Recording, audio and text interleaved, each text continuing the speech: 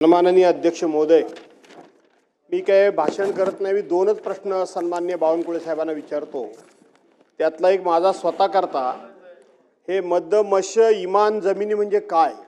कारण हा आमच्या कोकणामध्ये हा मदमश इमान वगैरे हा प्रकार काय नाही. त्यामुळे थोडंसं ते आम्हाला समजावून सांगा एक. आणि दुसरं अध्यक्ष महोदय, थोडंसं आपण काही लोकांना त्या जमिनीचे आता मालक करताय आणि म्हणून बावनकुळे साहेब थोडं लक्ष द्या. आमच्या कोकणामध्ये संपूर्ण समुद्रकिनारी मासेमारी व्यवसाय करणारा हा एक समाज आहे, ज्याच्यामध्ये खारवी म्हणतात, दालदी म्हणतात, मुस्लिम समाज आहेत, भोई आहेत.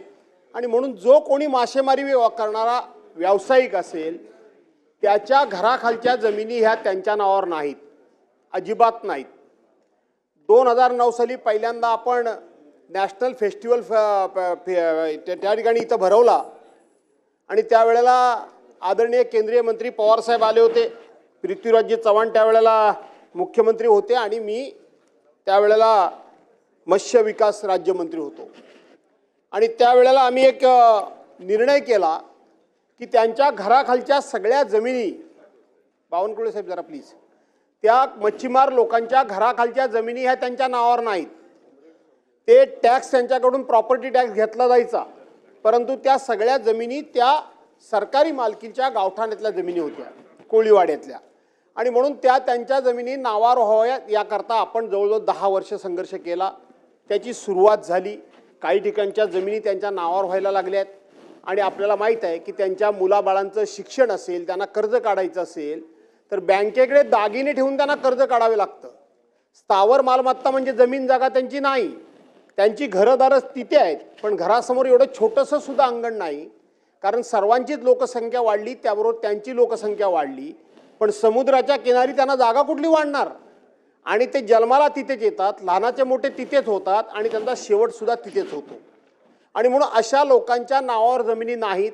त्याचा स्पेशल ड्राईव्ह सुरू आहे. पण ज्या पद्धतीनं आता तुम्ही हे विधेयक आणलं तर राजुरा वगैरे ह्या भागाकरता, मी म्हणून बोलायला उभा आहे, अशाच पद्धतीचं एक विधेयक आणून मच्छीमार बांधव खाडी किनारी किंवा समुद्र किनारी दोन्ही ठिकाणी, या मच्छीमार बांधव हा जातपातीचा विषय नाही, खाडी किनारी किंवा समुद्र किनारी जे असतील त्यांच्या स्वतःच्या पिढ्यानपिढ्या रहिवास असलेल्या जमिनी ह्या अशाच पद्धतीनं एका कायद्याच्या फटकाऱ्याप्रमाणे त्यांच्या नावावर आपण आणाव्या याकरता म्हणून या बिलाच्या माध्यमातून मी आपल्याला विनंती करायला उभा आहे. आपल्याला विषय पटलेला दिसतोय.